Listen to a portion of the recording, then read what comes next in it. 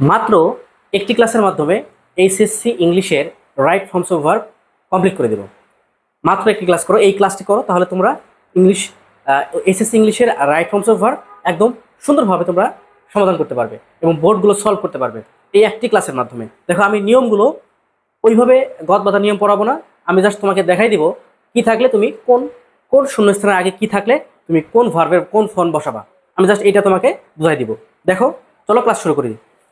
তো right forms of verb, তো ভার্বের কয়েকটি ফর্ম হয়। ভার্বের কি কি ফর্ম আছে দেখো, ভার্বের কোন কোন ফর্ম আছে দেখো। ভার্বের সাধারণত বেস ফর্ম আছে, ভার্বের কিন্তু বেস ফর্ম আছে, খুবই গুরুত্বপূর্ণ। ভার্বের বেস ফর্ম আছে, ভার্বের এস বা ইএস ফর্ম আছে, ভার্বের টু মানে অর্থাৎ পাস্ট ফর্ম আছে, ভার্বের থ্রি মানে পাস্ট পার্টিসিপল ফর্ম আছে, হ্যাভ হ্যাজ এরপরে কিন্তু ভার্বের পাস্ট পার্টিসিপল ফর্ম হয়। এরপর টু প্লাস ভার্ব এর সাথে কিন্তু বেস ফর্ম হয়। টু থাকলে কিন্তু ভার্বের টু এর পরে কিন্তু ভার্বের বেস ফর্ম হয় এবং ভার্ব প্লাস আইএনজি হয়। কোথায় হয় সেটা আমরা জানবো একটু পরে জানতে পারবো কি কি থাকলে টু টু এর পরে তো অবশ্যই ভার্বের কি হয়, বেস ফর্ম হয়, কিন্তু ভার্ব প্লাস আইএনজি কোথায় হয় সেটা আমি জানবো।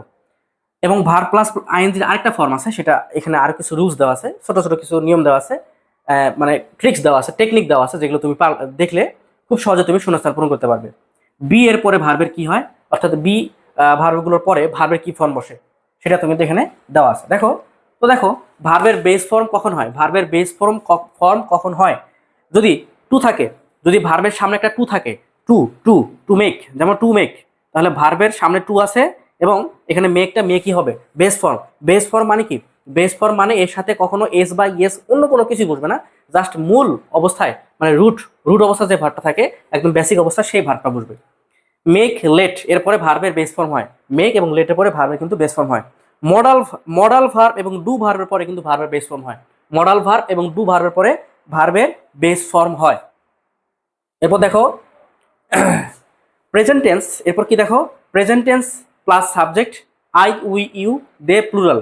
প্রেজেন্ট টেন্স অর্থাৎ present indefinite tense, present tense বা প্রেজেন্ট ইনডিফিনিট টেন্স, এরপর সাবজেক্ট যদি আই উই ইউ দে এবং প্লুরাল থাকে সেক্ষেত্রে ভার্বের বেস ফর্ম হবে। কি বললাম আবার দেখো, যদি প্রেজেন্ট ইনডিফিনিট টেন্স হয় এবং সাবজেক্ট যদি আই উই ইউ দে এবং প্লুরাল থাকে সেক্ষেত্রে কিন্তু কি বসবে, ভার্বের বেস ফর্ম বসবে।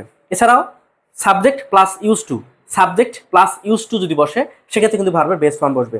এছাড়াও যদি কোনো বাক্যের মধ্যে always, usually, often, sometimes, seldom, never, everybody, once a week, in the morning, on Sunday, regularly, generally, normally, daily, এই শব্দগুলো কোনো একটি থাকে, কোনো একটি শব্দ একটা থাকে, মানে এই শব্দগুলোর মধ্যে কোনো একটি শব্দ বাক্যের মধ্যে থাকে, তাহলে সেই পরের ভার্বটি বা আগের ভার্বটি কিন্তু কি হবে, বেস ফর্ম বসবে। এরপর দেখো, তুমি ভার্বের কখন এস বা ইএস বসাবা, ভার্বের শেষে এস বা ইএস কখন বসাবা, যদি ওই বাক্যটি প্রেজেন্ট ইনডিফিনিট টেন্সে হয় এবং সাবজেক্ট হি, শি, ইট এবং সিঙ্গুলার কোনো নাম থাকে, অর্থাৎ থার্ড পারসন সিঙ্গুলার নাম্বার হয়, তখন ভার্বের সাথে বা ভার্বের শেষে এস বা ইএস যুক্ত করতে হবে। এরপর দেখো, ভার্ব টু তুমি কখন বসাবা, ভার্ব টু তুমি বসাবা যদি গল্পটা অতীতের হয়, তোমার যে প্যাসেজটা তুমি পূরণ করতেছো, যদি সেটা অতীতকালে কোনো গল্প হয়ে থাকে তাহলে সেক্ষেত্রে কিন্তু ভি টুতে করতে হবে, পাস্ট ফর্মে করতে হবে। এছাড়া last time, yesterday, once, ago, before, the other day, it is time, it is high time, খুবই গুরুত্বপূর্ণ এবং খুবই ইম্পর্টেন্ট রুল, সেটা হচ্ছে ইট ইজ টাইম এবং ইট ইজ হাই টাইম থাকলে অবশ্যই ভার্বের টু ফর্ম কিন্তু বসাতে হয়। এরপর দেখো ভার্বের থ্রি ফর্ম কোথায় বসাবা, তোমরা জানো হ্যাভ, হ্যাজ, হ্যাড, হ্যাভিং এগুলোর পরে ভার্বের, এবং get, have, has, had, having, get এগুলোর পরে ভার্বের ভি থ্রি ফর্ম বসবে। Have, has, had, having, get এগুলোর পরে ভার্বের ভি থ্রি ফর্ম বসবে। এছাড়াও am, is, are, was, were, being, been plus passive যদি প্যাসিভ থাকে, বিং, বিন, বি প্লাস যদি প্যাসিভ থাকে, যেমন আমাকে প্যাসিভ মানে কি, প্যাসিভ মানে দেখুন আমি যদি বলি যে দেখো অ্যাক্টিভ এবং প্যাসিভ জিনিসটা কি, বললাম যে আমি ভাত খাই, আমি সরাসরি বললাম আমি ভাত খাই, কিন্তু প্যাসিভ হলে কি হবে, আমার দ্বারা ভাত খাওয়া হয়, মানে কথাটা ঘুরাই বলতে হবে, এটাকে বলা হচ্ছে প্যাসিভ। তোমরা নিশ্চয়ই প্যাসিভ ভয়েস করে আসছো, এটা তোমরা ভালো মতো জানো। তো প্যাসিভ ভয়েস করার সময় am, is, are, was, were, be, been, being এগুলোর পরে কিন্তু প্যাসিভ অর্থাৎ ভি থ্রি বসে, যদি প্যাসিভ ফর্ম হয় সেক্ষেত্রে ভি থ্রি বসবে। এছাড়াও প্যাসিভ প্যাসিভ প্যাসিভ যদি যদি ভয়েসটা প্যাসিভ হয়, বাক্যটা প্যাসিভ ভয়েসে থাকে, তাহলে মডাল প্লাস বি থাকবে, modal plus be plus V three বসবে, তখন মডাল প্লাস তার সাথে একটা বিই বসবে প্লাস ভি থ্রি বসবে এবং ভি থ্রি প্লাস বাই, আগে ভার্বটা ভি থ্রি হবে, পরে যদি বাই থাকে তাহলে আগের ভার্বটা ভি থ্রি হবে। এছাড়া article plus V three plus noun, এই অবস্থায় কিন্তু বা V3 বসতে পারে। Article plus V3 plus noun এই অবস্থাতেও কিন্তু V3 বসতে পারে। এরপর দেখো হ্যাভ হ্যাজ এরপরে V3 হয়। কোন কোন শব্দগুলো থাকলে হ্যাভ হ্যাজ প্লাস V3 হয় সেটা কি কি? Just, just now, recently, already, lately, yet, ঘটেছে, চলেছে, করেছে এরকম বুঝালে তাহলে just, just now, recently, already, lately, yet, ঘটেছে, চলেছে বা করেছে এরকম বুঝালে এই বাক্যের মধ্যে এই বাক্যটি প্রেজেন্ট পারফেক্ট টেন্সে হবে। তাহলে প্রেজেন্ট পারফেক্ট টেন্সের গঠন কি? Have has plus V3। সোজা কথা। এরপর দেখো টু প্লাস ভার্বের বেস ফর্ম কোথায় হবে? টু প্লাস ভার্বের বেস ফর্ম এটা আমরা জানি, টু থাকলে ভার্বের বেস ফর্ম হয়, কিন্তু ভার্ব প্লাস আইএনজি কোথায় হবে? ভার্ব প্লাস আইএনজি মানে কখন হবে? আচ্ছা, to plus verb base form কখন হবে? যদি পারপাস বোঝায়, যদি পারপোস বোঝায়, পারপাস মানে উদ্দেশ্য বোঝায়, যদি উদ্দেশ্য বোঝায় তাহলে কি হবে? ভার্বের বেস ফর্ম হবে। দেখো এই পারপাস বোঝানোর জন্য যেসব শব্দগুলো আছে এই শব্দগুলো কিন্তু অটোমেটিক্যালি কি নেয়? টু প্লাস বেস ফর্ম নেয়। দেখো এই যে শব্দগুলো আছে এখানে কি কি দেখো? Want, fail, offer, plan, prepare, ready, refuse, try, wait, wish, intent, important, difficult, bound এই শব্দগুলোর পরে অটোমেটিক কি নেয়? ভার্বের বেস ফর্ম নেয়। অটোমেটিক টু প্লাস ভার্বের বেস ফর্ম নেয়। অটোমেটিক টু প্লাস ভার্বের বেস ফর্ম গ্রহণ করে। এরপর দেখো এই ভার্বগুলোর পরে এই ভার্ব বা এই শব্দগুলোর পরে অটোমেটিক আইএনজি যুক্ত হবে। অটোমেটিক আইএনজি যুক্ত হবে কি কি? Stop, start, suggest, keep, mind, consider, can't help, with a view to, with an eye to, look forward to, hate, contribute to, habituate to, object to, confess to, accustom to এগুলো থাকলে subject plus B এগুলো থাকলে কি হবে? Verb plus ING form হবে। সোজা কথা, এগুলো থাকলে ভার্ব প্লাস আইএনজি ফর্ম হবে। আরেকটা নিয়ম কি? সাবজেক্ট ব্যক্তি হলে, দেখো সাবজেক্ট যদি ব্যক্তি হয় সেক্ষেত্রে be plus use to plus ING হবে। সেক্ষেত্রে be plus use to plus ING হবে।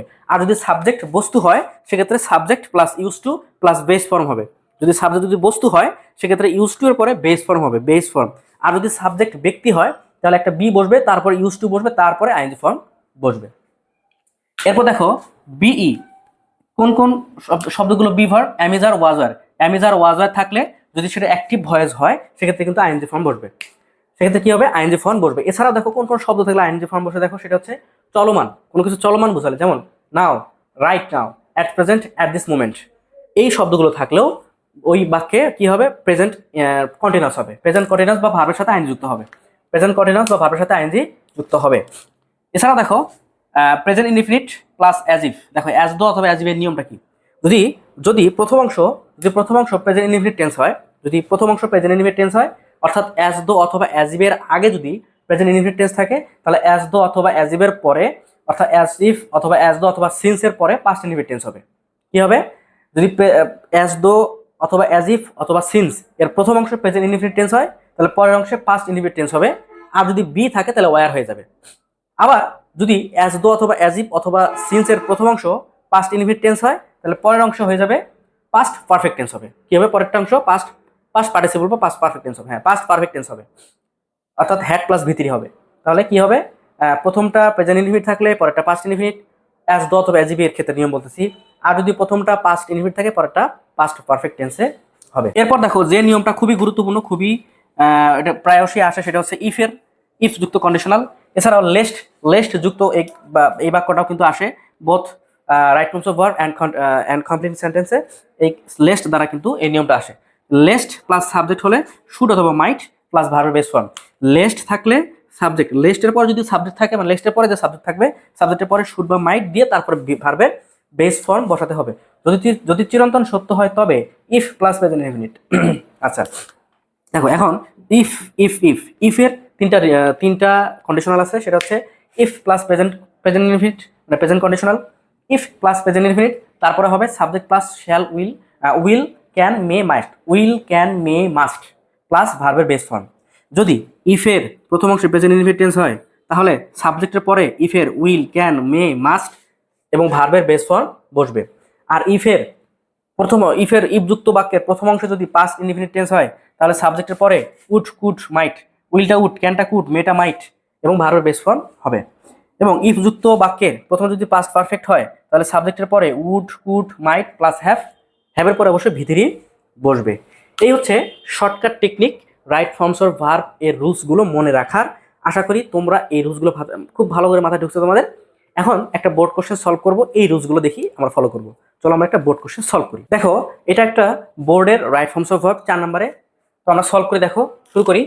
Student life is the best time for, student life is the best time for, for দেখো এখানে ফর প্রেপোজিশন, প্রেপোজিশন কি থাকলে কি হয়, preposition, preposition plus V plus ING, preposition plus ভার্বের ING, অর্থাৎ preposition for, for শুধু টু বাদে, টু বাদে, টু বাদে, টু বাদ দিয়ে, টু বাদ দিয়ে বাকি যেসব প্রিপোজিশন আছে with, in from, for, by, without, without, এই যে প্রিপোজিশনগুলো আছে এগুলোর পরে ভার্ব থাকলে ভার্বের সাথে আইনজি যুক্ত করতে হয়। একদম কোনো কথা নাই, ভার্বের সাথে তুমি আইনজি যুক্ত করে দিবা। তাহলে প্রিপেয়ারিং, প্রিপেয়ারিং, প্রিপেয়ারিং, তাহলে নিয়মটা কি বললাম, যদি ফর থাকে, অর্থাৎ সরি ফর না, যদি ভার্বের আগে কোনো প্রেপোজিশন থাকে টু বাদ দিয়ে, টু বাদে যদি কোনো প্রেপোজিশন থাকে সেক্ষেত্রে কিন্তু ফর, সেক্ষেত্রে কিন্তু ভার্বের সাথে আইন যুক্ত করতে হবে। আবার এরকম যদি হয় যে with view to look forward two থাকে, পুরো একটা ফ্রেজ থাকে with view to look forward two, সেক্ষেত্রে কিন্তু আবার আইন যুক্ত করতে হবে।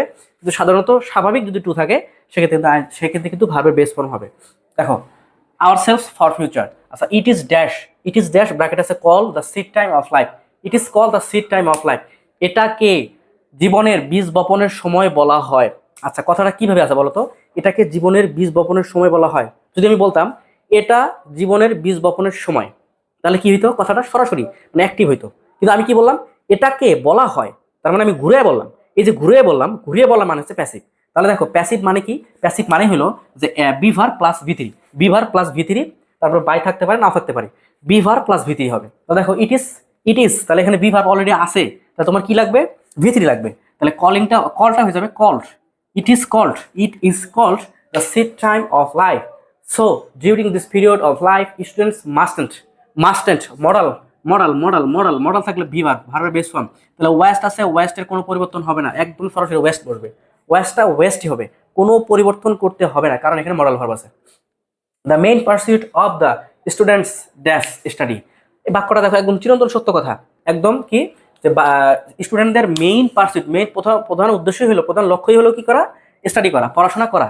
তাহলে কি হবে এখানে, ইজ, ইজ কেন ইজ হবে, কারণ এটা প্রেজেন্ট ইনডিফিনিট টেন্সে আছে, প্রেজেন্ট ইনডিফিনিট টেন্সের অক্সিলারি ভার্ব আছে, মানে এখানে ইজ হিসেবে, এখানে এখানে অক্সিলারি না, এখানে বি ভার্ব বসবে, যেহেতু এখানে বি ভার্ব বসছে সুতরাং প্রেজেন্ট ইনডিফিনিট টেন্সের বি ভার্ব মানে ইজ, ইজ বসবে।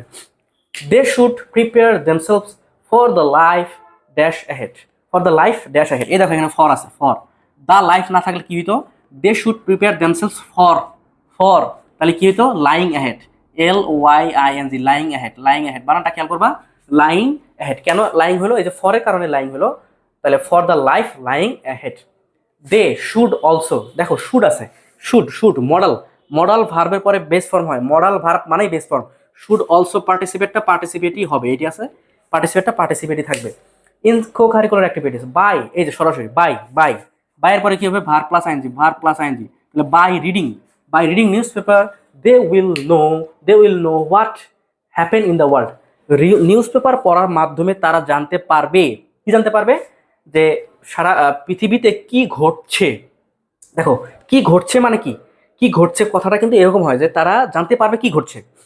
তাহলে কি হবে, ইজ হ্যাপেনিং, ইজ হ্যাপেনিং, এটা কিন্তু প্রেজেন্ট কন্টিনিউয়াস টেন্সে আছে, মানে এটা চলমান চলছে, আমি কিন্তু একটু আগে তোমাদের দেখালাম তো চলমান বা চলছে বুঝলে কিন্তু প্রেজেন্ট কন্টিনিউয়াস টেন্স হয়।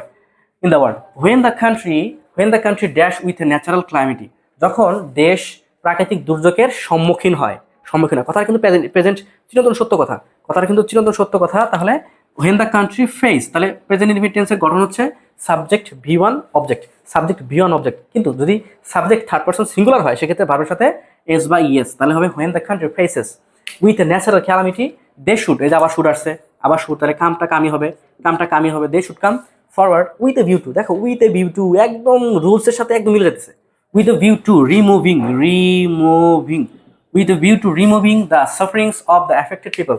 Even in normal life, they dash engage themselves in acts of social service.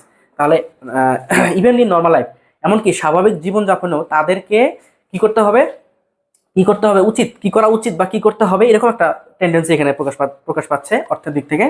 তাহলে শুড এনগেজ, তাদেরকে যুক্ত হওয়া উচিত, এনগেজ, তাহলে শুড এনগেজ, শুড, তাহলে শুডের পরে কি হয়, ভার্বের বেস ফর্ম হয়, তাহলে শুড এনগেজ, মাস্ট এনগেজ, এরকম দিলে কিন্তু হয়ে যেতেছে, অবশ্যই তাকে যুক্ত হতে হবে বা উচিত, যুক্ত হওয়া উচিত।